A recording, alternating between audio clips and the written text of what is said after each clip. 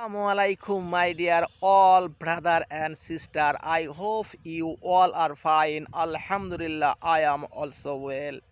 Today I will show you about mustard plant. As you can see, these are all mustard plants, my dear friends. You can see over there mustard plant are mustard plants, my dear friends. Mustard plant is a very important crop of our country after rice and wheat, my dear friends. We all eat mustard well, my dear friends.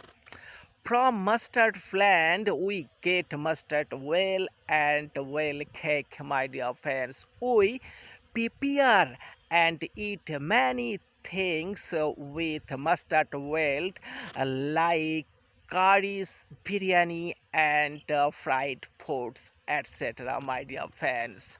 That's why that's why I will tell all my farmer brothers, please to grow mustard plant. If you grow mustard plant, you will be benefited a lot, my dear friends. Okay viewers, so far today I will come back a new video. Until then, stay well, stay healthy.